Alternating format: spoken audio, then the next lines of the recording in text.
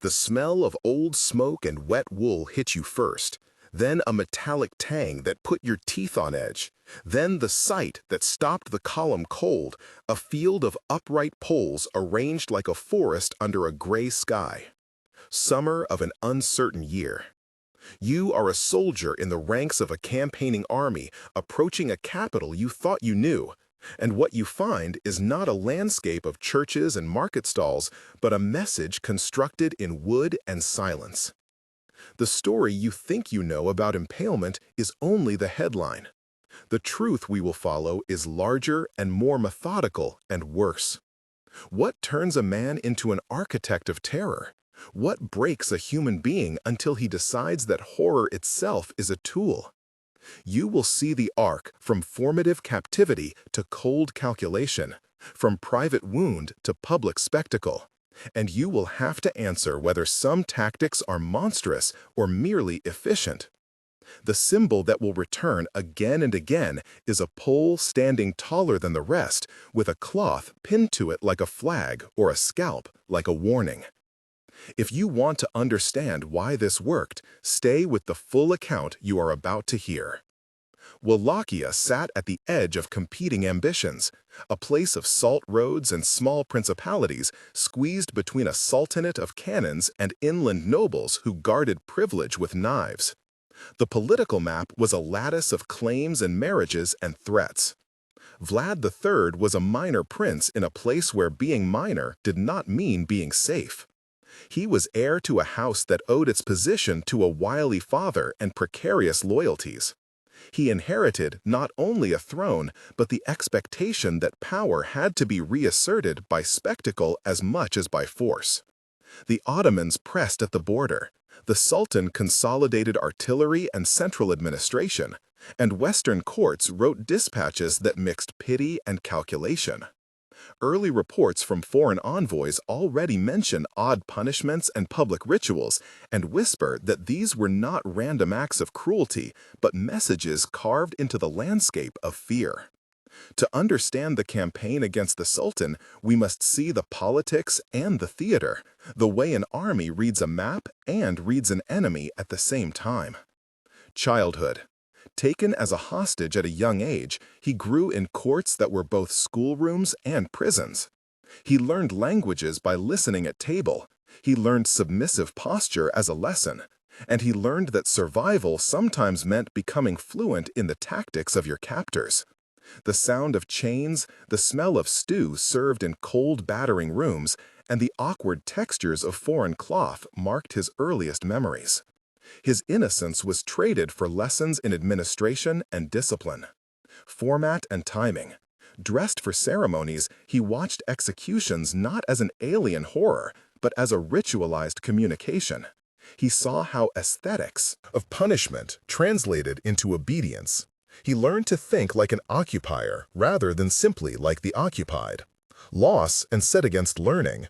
When his father fell and brothers were killed, the private grief bent into a public calculation.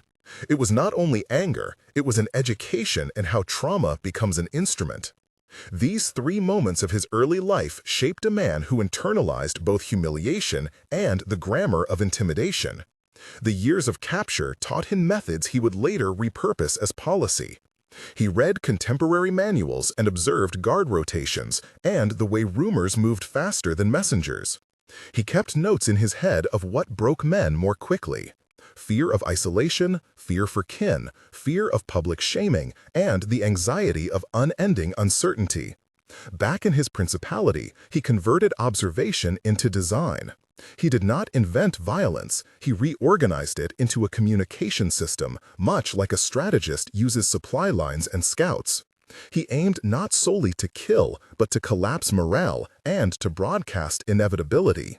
The turning point came after a betrayal within his own house, a dinner where allies failed to arrive, a letter with forged signatures, the murder of a sibling on a roadside. This sequence was personal and public. The loss became the trigger that made private tactics public. The planning that followed was methodical. He met his captains in a low room lit with oil lamps and spoke in controlled voices. He forced his internal circle to rehearse spectacles as if they were ceremonies of state. He named roles and rehearsed sentences for envoys. He assigned a man called Pachi to draft letters for the foreign merchants. He sent frequent patrols led by a scout named Ion, and he tasked a trusted commander named Koman with selecting sites for displays. All of this had the cadence of logistics, not of madness. The coronation feast that followed was never intended to be a celebration. It was engineered as a test, a trap, and a declaration of authority wrapped in the familiar shape of a banquet. The great hall smelled of roasted meat, heavy oils, and the faint metallic note of candle smoke drifting against the rafters. Servants moved with forced calm, their steps measured, their eyes lowered, as if they too sensed the tension hidden beneath the surface of ritual. The nobles who arrived encountered tables glistening with polished brass and silver, fabrics embroidered with patterns of inheritance and pride, and hearths glowing with the warmth they believed was meant for them. But nothing in that room had been arranged for their comfort. Those who later survived or fled recalled the same unsettling shift, the realization that the feast had been staged not to honor them, but to observe them. The positioning of guards at the corners of the hall, the weight of armor arranged in quiet semicircles, the subtle division of seats according to rival houses, the way a servant would freeze momentarily whenever a noble raised his cup. It all formed a silent calculus. It was a court transformed into an anatomical theater, with power as the specimen under examination. Many of the nobles entered with the confidence of men accustomed to influence. They believed themselves peers of the ruler, necessary counterweights in a political system built on old privileges and delicate loyalties. But Vlad read their lineage differently. To him, they were representatives of a past that had betrayed his father, contributed to his captivity, and aligned themselves too easily with foreign gold. Their presence at the feast was less an invitation and more a summoning, a demand for accountability disguised as hospitality. Accounts reconstructed from letters, chronicles, and later testimonies describe a sequence of gestures that carried the weight of judgment. A cup being placed a moment too gently, a guard shifting to block the exit without a word, a servant pausing behind a noble, her tray tilting almost imperceptibly as if bracing for what the next moments might require. Each sensory detail contributed to a tightening loop of inevitability. When Vlad rose at the head of the table, the hall cooled despite the torches. The nobles expected a speech of gratitude, perhaps a declaration of lineage or victory or future plans. What they received instead was something closer to a verdict. No notes were needed, no proclamations were read. The weight of their actions, alliances, and deceptions was laid out not through spoken accusation, but through ceremony itself. A coronation feast that did not elevate them, it exposed them. Some tried to assert seniority through posture alone, straightening their shoulders, adjusting their robes, or placing a hand over a family crest, as if centuries of tradition could shield them. But the structure of the room had already changed. The feast had shifted into a tribunal. The long tables, once symbols of fellowship, became barriers. The embroidered sleeves they wore began to feel like restraints. Even the scent of seasoned meat turned oppressive, mingling with the heat of the torches and the low murmur of armored guards breathing behind them. Survivors wrote that the physicality of the purge was unforgettable. The press of cold wood when men were forced against the tables, the scrape of boots on stone as positions shifted, the murmur of fear traveling like a current through noble ranks that had never imagined themselves subject to such immediate reckoning.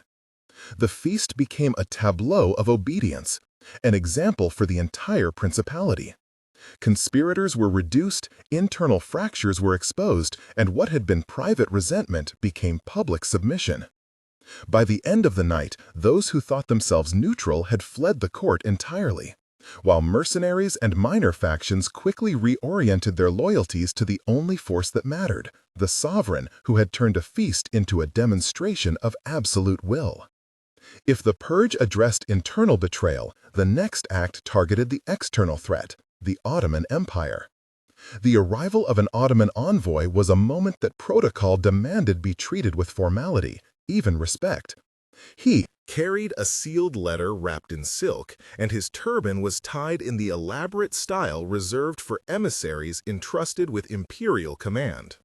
The combination was both symbol and weapon, a reminder that tribute had been expected, demanded, and delayed. What occurred in the audience chamber that day became one of the most analyzed moments in Wallachian-Ottoman relations. Unlike the chaotic fires of battle or the swift devastation of raids, this was a confrontation built entirely from posture, silence, and calculated breach of etiquette. The envoy approached with the confidence of a man who represented a vast empire, certain that the weight of the Sultan's seal was enough to dictate the atmosphere of the encounter. But Vlad treated the arrival not as diplomacy, but as an intrusion. Every movement in the room, every shift of armor, every reorientation of a servant's gaze, every narrowing of the ruler's expression was designed to dismantle the envoy's authority without a single overt threat. Chroniclers describe the scent of ink and leather from the sealed document mixing with the bitter smell of cold air entering from the open windows, as if the room itself refused to warm to the visitor. The examination of the letter was slow and theatrical, not as a gesture of respect, but as a test of intention. The guard assigned to present the seal stepped forward in a way that violated Ottoman diplomatic custom. Too close, too assertively, without waiting for protocol. The envoy recoiled instinctively, not from fear, but from the shock of witnessing ritual defied. The breach of etiquette registered in the room like a crack in polished stone. Those who observed it later wrote of how the air seemed to thicken, as though the chamber had shifted from negotiation to indictment. What followed was not marked by shouts or threats, but by a long, unbroken tension. Vlad stood unmoving, watching the envoy with the deliberation of a man who understood exactly where Ottoman pride was most vulnerable. The envoy's composure weakened under that scrutiny. The seal that was meant to assert dominance was now a symbol of exposure. The emissary had expected debate. He found instead a silent disassembly of his authority. Then came the act that transformed the encounter from an uncomfortable negotiation into a historical warning. The punishment inflicted upon the envoy, sworn to carry the seal and message untouched, violated the sacred boundaries of diplomatic immunity. It targeted honor, not flesh.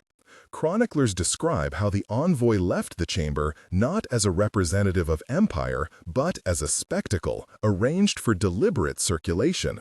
His humiliation was meant to travel with him, to be retold, to be dissected, to spread through Ottoman ranks like a rumor with the force of a weapon. It was propaganda rendered physically visible, crafted from an intimate understanding of Ottoman sensibilities. No words spoken in that chamber could have achieved what the final tableau did. The reduction of an imperial message into an object of ridicule, and the assertion of Wallachian sovereignty through a form of psychological warfare that outstripped any diplomatic response. Those who later analyzed the event agreed on a single point. This was not an act of madness, but an instrument calibrated to fracture morale and destabilize assumptions. It transformed diplomacy into spectacle and made the Sultan's command seem suddenly fragile. It also ensured retaliation. But Vlad operated on a calculus in which provoking an empire was preferable to being consumed by it. The technical description of impalement and adjacent punishments is a difficult subject in any telling, because sensation and ethics press against each other. The technique was minimalistic in material terms. A pole driven into soft earth or through an existing stump. A body arranged to be seen and left as a message. What made the method effective was not gore, but endurance. The engineering aspect involved levers, ramps, teams of men, timing of display, and the placement of these monuments along routes used by merchants and soldiers alike. The purpose was to convert private vengeance into a public instrument of deterrence. It was accompanied by secondary measures, isolation of captives, forced marches through visible markets, the public humiliation of clothes, shaved hair, or forced acts of submission, and the calculated use of hostages in exchange lists. These were psychological implements aimed at breaking group cohesion and producing desertion. The modern analysis calls this a strategy of terror. It treated fear as a resource to be distributed across populations. The psychology was clear. Make the cost of resistance visible, and make the cost of flight uncertain. 3 moments of maximum tension defined the campaign, and they were rehearsed like tragedies. The first moment came when the enemy army rounded a ridge and found the field that looked like a forest. The sensory shock was immediate. The stench of standing bodies, the creak of wood under wind, the metallic glint of helmets far away. The effect was to stop movement, to produce a moment of paralysis within the opposing command, and to force a choice. Do they attack a leader who signals that he is capable of unlimited public violence, or do they withdraw in the hope of preserving their own honor? Tension 1. Commanders argued under a gray sky. Men cursed and some threw up. There was bargaining in whispers, and the decision to retreat underlined the power of spectacle rather than of numbers. The second moment of tension happened in a city square, where a turbaned band had been nailed to a pole, and that act provoked retaliation by an enemy that almost succeeded in killing the Sultan. There, the sequence of clanging armor, pounding hooves, and a near breach created an adrenaline-charged incoherence that undercut the Sultan's aura of invulnerability. Tension 2. For a brief day, the enemy felt strikeable, and their center of command appeared vulnerable. The third moment came in a nocturnal assault that depended on stealth, scouts, and burning boats, and succeeded in routing a contingent of the enemy while the main army was away. The smell of wet driftwood, the soft mud sucking at boots, the near silence of men with muffled oaths, and the sudden flash of flame created a terrifying intimacy. Tension 3. Victory was swift and decisive, not because numbers were superior, but because fear had been weaponized, and the enemy misread the scale of the cost. Throughout these years, a cast of named figures moved through the narrative. Besides Vlad and the Sultan, Mehmed, there were brothers and rivals and envoys. Mircea, a scout who sent back coded messages. Radu, his brother, who sometimes counseled caution. Stefan, a boyar whose fate signaled internal punishment. Pachi, the letter writer who forged rhetorical blows. Yusuf, the envoy who carried humiliation. Koman, the commander of punitive patrols. And Patru, a merchant who witnessed the roadside displays. Each of these people had discrete actions. Mircea rode ahead and selected fields. Radu argued in council and lost. Stefan refused an oath and paid with exile. Pachi drafted notices that turned atrocity into law. Yusuf carried a binding message home. Koman organized the camps, and Petru smuggled reports to Western courts. Their small acts accumulated into a campaign that changed the balance of power. The campaign succeeded in the short term. It deterred incursions. It produced a wave of desertions, and it reasserted central authority. Yet the methods carried an irony. The spectacle that consolidated power also painted the ruler as exceptional in a way that alienated neighbors and frightened potential allies. Power born of fear is brittle, and once the external pressure shifted, the same mechanisms that cowed others became the markers of vulnerability. The fall of the ruler felt almost inevitable. He who had mastered terror had few tools left to translate fear into durable institutions. The same propaganda that encouraged obedience also made enemies relentless in revenge and grand powers unwilling to compromise. On the battlefield, the Sultan's patience and resources eventually reclaimed momentum, and the calculus that had rewarded spectacle now counted against its architect. 1 month later, the landscape had already begun to change. The polls remained, but the political markets shifted. Merchants rerouted caravans to avoid the most striking displays, and rumors spread faster than the physical messages. State correspondence circulated assessments of the long-term risks. Some foreign courts recorded their horror and their admiration in the same breath. They argued over whether what had happened was governance or a crime. The local peasantry tried to resume harvests, even as they watched soldiers dismantle visible signs of previous displays. The sense of immediate obedience lingered, but practical alliances adjusted. A pragmatic pact was brokered with a minor noble named Ion, who had seen enough to change sides. Public psychology moved in two directions: relief among those spared, and deepened paranoia among those in power. The lesson seemed to be that terror worked as a rapid shock, but was poor at producing allegiance beyond fear. 3 months on, the archives show a different political terrain. The Sultan had mobilized a diplomatic assault and pressured neighboring principalities to choose sides. The international press of the time, which in some cases meant letters and embassy reports, collected testimonies and circulated images in words that spread beyond the region. This expansion of knowledge eroded the secrecy that had once amplified spectacle. The ruler who relied on public horror found that the spectacle no longer controlled interpretation. Instead, it invited condemnation and scholarly curiosity, and that rippled into diplomatic isolation. Economic pressure began to bite. Trade fees rose, and mercantile voices urged caution, restoring some balance to those who had been cowed.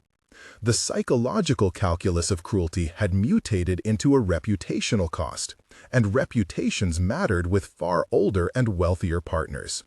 6 months later, the ultimate irony unfolded. The instruments of terror produced enemies who were energetic and patient enough to exploit them. Internal conspiracies that had been frozen in fear thaws in the face of administrative neglect. Factions coalesced and foreign envoys found openings. They did not only plot murder, they wrote law appeals, they argued for recognition of a rival claimant. The spectacle had transformed the ruler into a symbol that could be used against him. His death or removal was not a neat moral inversion, but a pragmatic result of alliances and exhaustion. The legacy after 6 months was complex. The physical markers were either dismantled or repurposed into warnings. The propaganda had seeded stories that grew into legend and slander, and memorial notes written by survivors and merchants spread a version of events that ensured the name of the ruler would be spoken for centuries.